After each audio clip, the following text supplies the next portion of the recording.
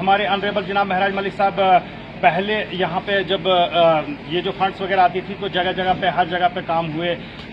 ये अपने मैं आपको पीडीडी की बात करूँ, बाकी जो जैसे पॉन्ड्स वगैरह बाकी हर जो भी मतलब डिपार्टमेंट है उनके काम अगर देखे जाएं तो हर जगह काम होते थे।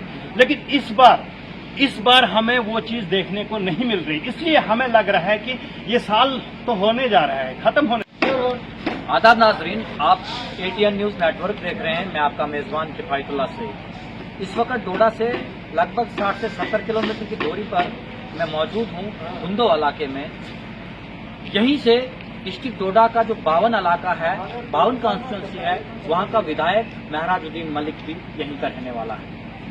आपको पता होगा एमएलए बनने से पहले महराजुद्दीन मलिक एक डीडीसी काउंसलर था, जो कि ये कहरा गुंदो वगैरह एरिया उनके पास पड़ता था। आज 1 साल कुछ महीने होने के बाद कहरा के लोग, गुंदो के लोग उस डीडीसी प्लान को जो है ढूंढ रहे हैं कि आखिरकार कब वो हमारे पास वो प्लान आएगा, कब हम अपने काम जो है यहाँ पर करेंगे, कब यहाँ की तरक्की होगी। मेरे साथ बातचीत करने के लिए सीनियर जर्नलिस्ट अकरम मलिक साहब हैं, उनके साथ हम बातचीत करेंगे इस मुद्दे के ऊपर।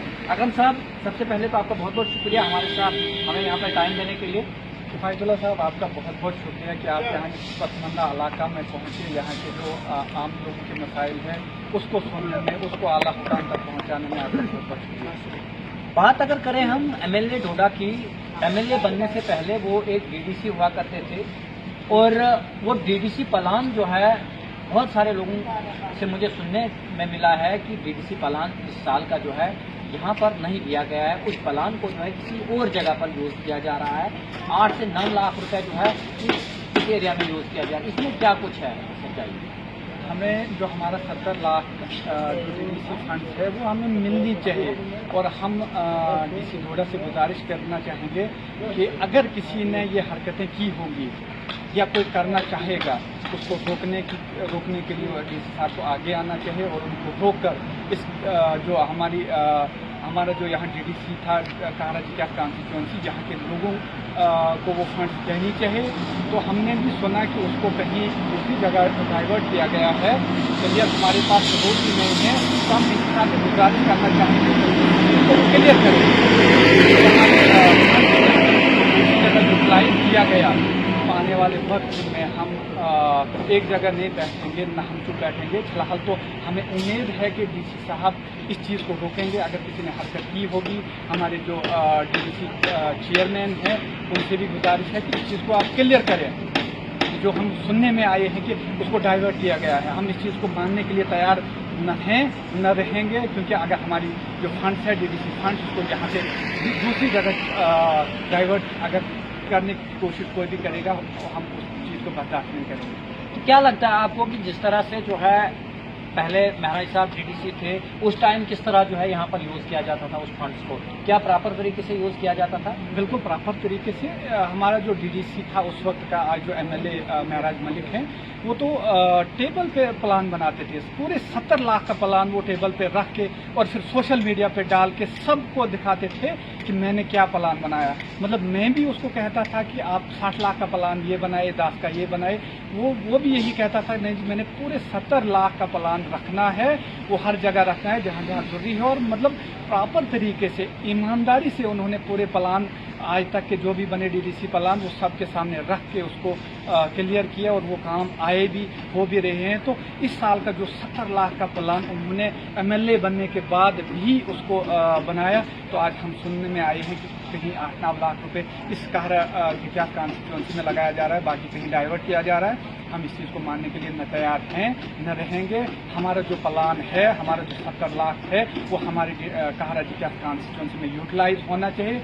अगर उसको यहाँ यूटिलाइज नहीं किया गया तो आने वाले वक्त में हमारा जो रद्द अमल होगा वो शदीद होगा।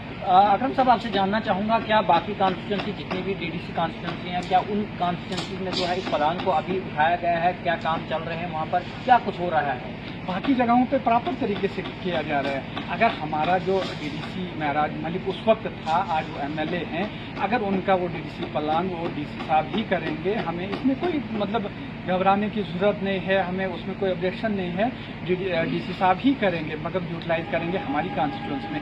हमारी कॉन्स्टिट्यूंसी से बाहर वो हमारी फंड्स को जो हमारे कहारा विकास के लिए फंड्स है, डीडीसी फंड्स, उसको यहाँ से दूसरी जगह वो शिफ्ट डाइवर्ट नहीं कर सकते हैं।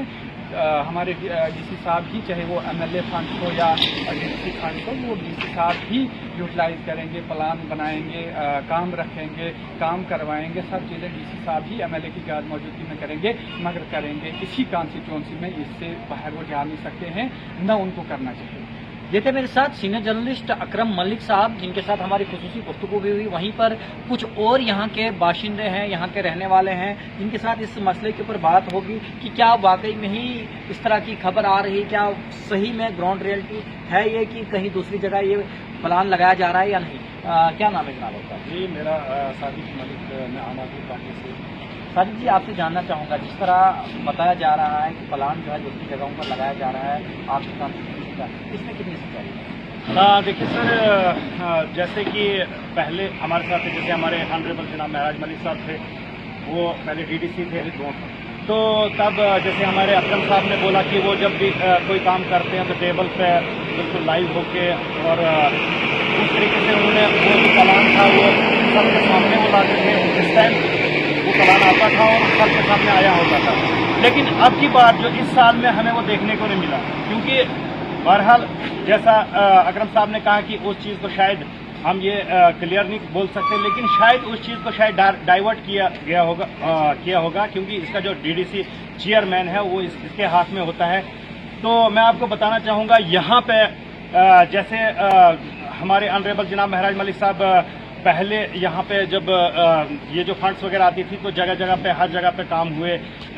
ये अपने, मैं आपको पीडीडी की बात करूँ, बाकी जो जैसे पॉन्ड्स वगैरह, बाकी हर जो भी मतलब डिपार्टमेंट है उनके काम अगर देखे जाएं तो हर जगह काम होते थे।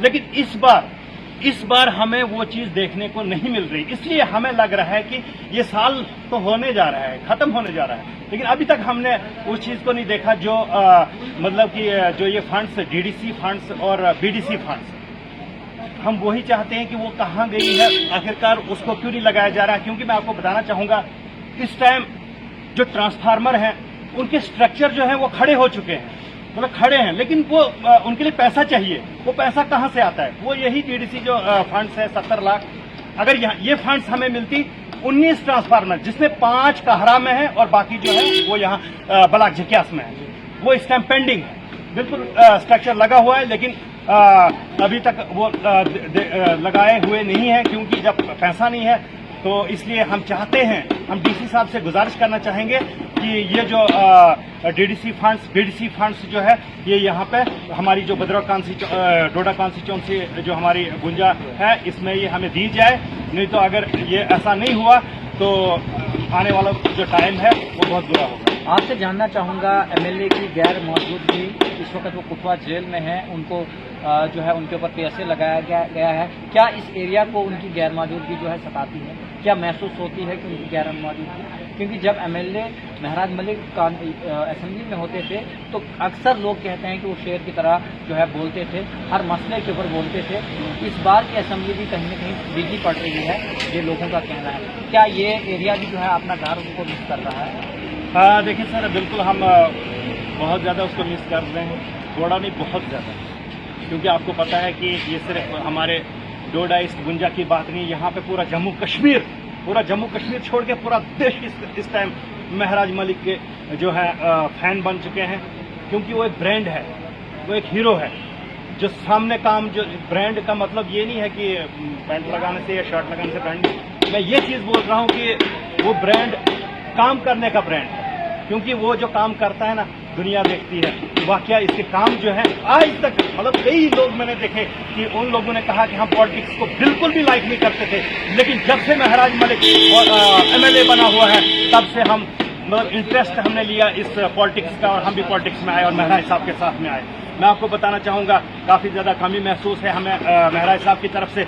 लेकिन मैं आपके इस चैनल के माध्यम से जो डोडा ईस्ट बुंजा की जो आवाम है, मजलूम आवाम है, गरीब आवाम है, वो परेशान है, बेशक मैं मानता हूँ वो परेशान है, लेकिन हम बिल्कुल उनके साथ शाना बशाना खड़े हैं। हम आम आदमी पार्टी के वर्कर हैं और बिल्कुल ये नहीं सोचें कि एक महराज जो है अंदर है, हम सब महराज हैं, हम उनके साथ शाना बशाना खड़े हैं।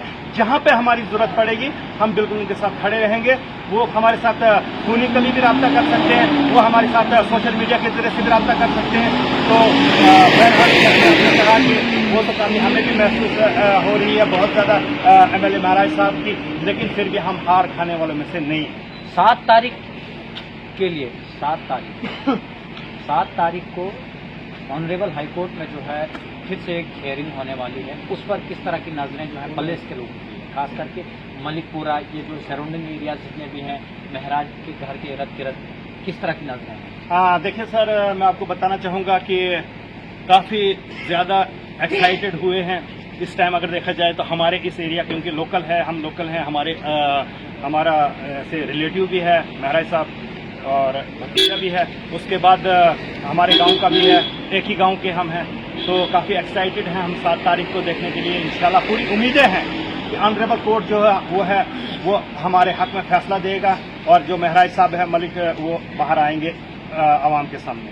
तो नाजरीन, जैसा कि आपने देखा, मेरे साथ अकरम साहब के साथ भी बात हुई और यहाँ पर जो है जो आम आदमी पार्टी के एक मेंबर हैं उनके साथ भी बात हुई है। अकरम साहब, क्या कहना चाहेंगे आप लास्ट पे? इस मैसेज को किस तरह आप जो है लोगों तक डिलीवर करेंगे? आप डीसी साहब के लिए स्पेशली मैसेज है कि डीसी साहब इस चीज़ को क्लियर करें कि अगर ये फंड्स कहीं के लिए डाइवर्ट करने की कोशिश की जा रही है, उनको रोककर जो यहाँ काहरा जिक्यास कॉन्स्टिट्यूंसी के लोग हैं उनका जो हक है उनको हक उन तक पहुँचाने की कोशिश करें।